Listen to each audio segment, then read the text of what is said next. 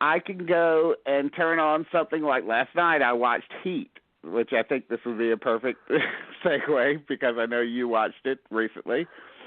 Last night I watched Heat, or again this week I watched Bad News Bears on Amazon Prime, and I was just watching Manchester by the Sea, and these are movies that I still enjoy. So I know that I'm not like around the bend. These are all great movies, and so it's not. I don't think that it really is my depression that's affecting things. I don't think that either. I don't. I think that I think I'm just bored with the way movies are being made now. But I don't know. Maybe it'll probably get better later on in the year. But I do worry about whether my depression is affecting my ability to really, honestly, truthfully, and fairly assess the quality of some movies. What can I say? Well, if anyone starts to attack you on it, as has happened in the past, then you could use that as your getaway. Yeah, boy. I'm just depressed. Don't listen to me. But I mean, seriously, okay. I won't strangle you. Okay, I understand. So I watched Heat last night, and I think I love it even more now than I have in the past. Because I was watching it, and I was like, my only problem with Heat in the past has been I'm not really wild about those Diane Venora scenes. Yeah. The scenes with the and not because she's playing sort of an icy kind of bitchy kind of queen, but there's something about her performance that doesn't really ring. And I kind of had the same problem with her in The Insider too, frankly. But this time watching it, I had more of an appreciation of those scenes because I really felt like they were honestly trying to portray a marriage that was going down the tubes because of Pacino's dedication to his job. Right. And so I had more of an appreciation of them. Her character is also very much a West Coast kind of speak and live in bumper stickers kind of existence. Uh-huh. So everything she has to say sounds like some kind of guru wrote it for her, and yet at the same time she's entirely fucked up herself. Mm-hmm. It's just so I mean I appreciate the point of view of the character because at first I was like, God, her dialogue is so heavy-handed, and then I started to realize what they were trying to do with that character, and it softened a little bit. Who's great at verbalizing motivations and stuff is Michael Mann. I watched all the extras on the Blu-ray, and man, down to the tiniest detail, he knows why he did what he did and why he put something in there. All the stuff that people complain about with Pacino and his overacting and stuff, like the scene where he's interrogating the guy at the car shop, the weird location where the pit bulls are fighting, and then there's a car chop shop in the back, and all of a sudden he starts to scream at the guy, and then a lot of people found that off-putting. But in their research, they learned that the best way to interrogate somebody like that is to keep them off balance. So that was what Pacino was doing. And there's also the fact that Pacino's character was used cocaine, which was a scene that was ultimately cut out of the movie because they thought it took away too much from him. But that explains his erratic behavior. And also, as a tonal thing, if the movie's about duality of some sort, De Niro is obviously the cool one, and Pacino needs to be the hot one. I mean, just in terms of that contrast. That's what I love about it. I love that they took that Michael Mann took a cops and robbers genre film, and he infused it with such depth, and also that he took what's usually like a shallow, predictable kind of genre, and he said, no, there's more to it than this. Mm-hmm. This doesn't have to be formulaic. And and people. And another thing that came to me is people complain that there's no two-shot in the famous diner scene between the two of them, and so there are a lot of rumors that came up that they weren't even in the same scene together because it's all over the shoulder. In fact, they shot it as a two-shot and up in the air and various other angles. And Michael Mann didn't explain this in his commentary for it, but it did occur to me. The reason why it works so well over the shoulder alone is because they are, in some sense, mirror images of each other. Right. Yeah, so and they're pitted against each other. The visual scheme plays off of that. Yeah, you can't. The cop needs the robber, and actually, they both respect the other, which makes Heat very unique. Mhm. Yeah, I mean they're pitted against each other, and so a two-shot would have been a little strange. I think. I think that would have, because it's not like they're in it together. They're not in it together. They're in it, but they're in it separately. So look, it's one of the great films of the '90s, and not just the '90s. It's one of the truly great movies. Jamie, just based on whatever you wrote the other day, I went and ordered it on Amazon immediately. It's cheap.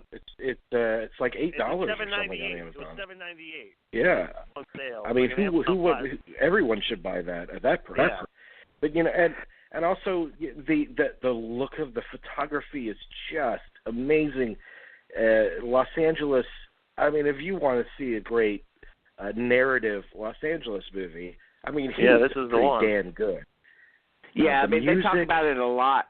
They talk about it a lot in Los Angeles. Los Angeles Plays Itself, the great documentary about movies shot in L.A., which if you've never seen that, you should watch it. But there's a lot of it is an iconic L.A. movie. There's no question about it. And it's funny. I was watching it too, and I was like, okay, so there's. First of all, let me just say this. Howard Hawks, that famous Howard Hawks quote that says that a movie should have 3 great scenes and no bad scenes in order to be great.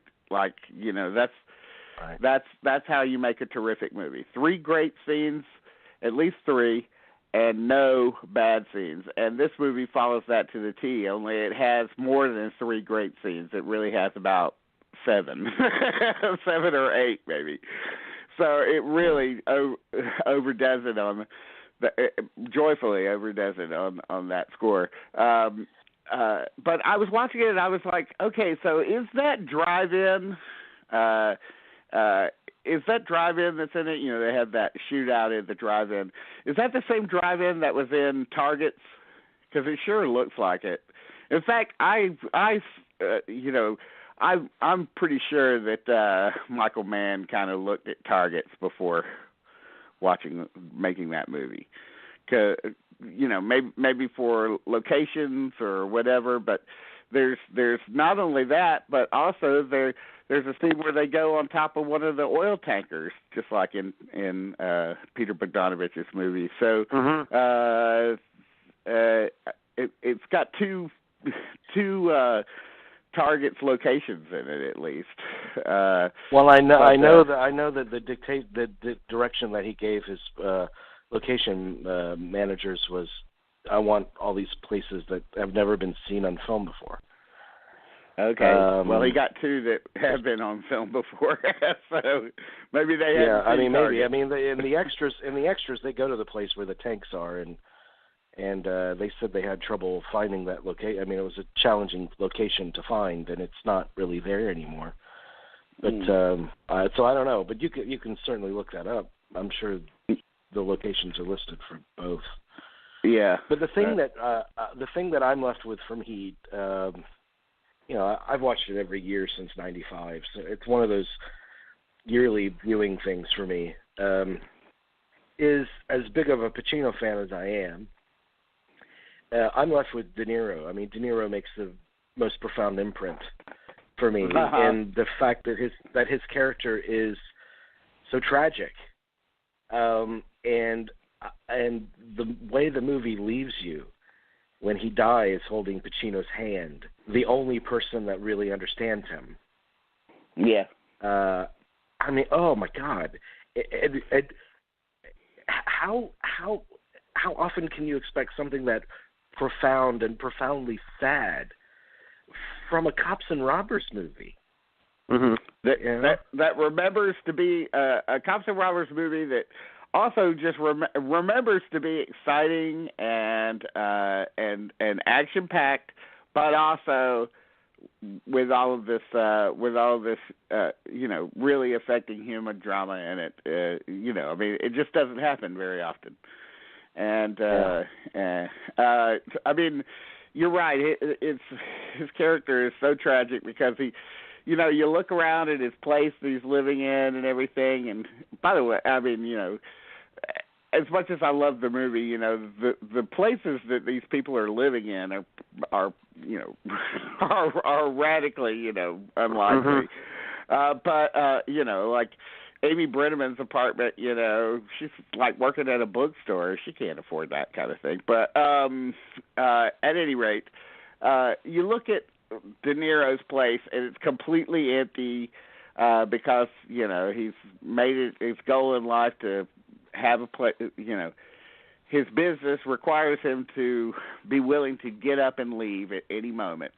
So he has nothing in his apartment. He hardly has any glasses in his cupboards. They're completely bare. He lives a very spare life, and once Amy Brenneman enters his life, I mean, the moment that they sleep together, and he's looking at her as he's getting ready to leave, and he's looking at her as she's sleeping in his bed. He knows he's fucked up. He knows that finally he's got some reason to stay, and he just does not need this in his life. But he can't leave it because he can't. And by the way, that it didn't occur to me either until I listened to Michael Mann's on the extras. That diner scene serves a practical function too. First of all, it really happened. I mean, the models on both Macaulay and Hannah, they really did meet over coffee, because the thinking was a cop wants to know as much about the perp as possible because you never know what they might reveal.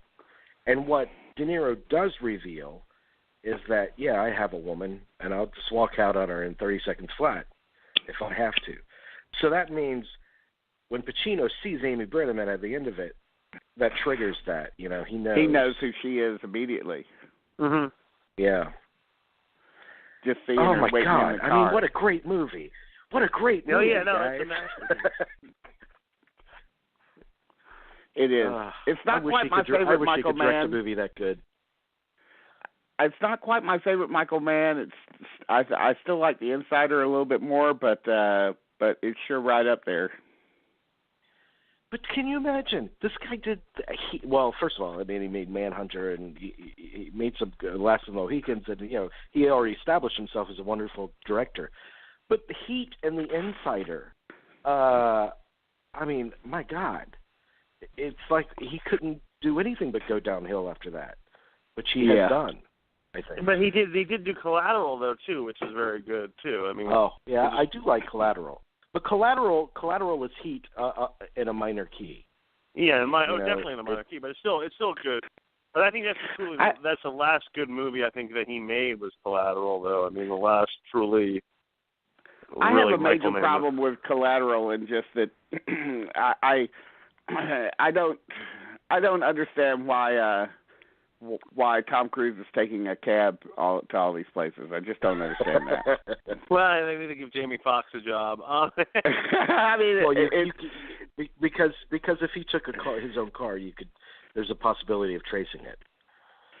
I know, but you could trace a cab too. I mean, you got a cab driver there. Yeah, but not necessarily kill the the cab passenger driver if he's going by a different identity. So, I mean, yeah. that again is a practical thing, and he didn't expect the cab driver to be so intricately in on what he was doing.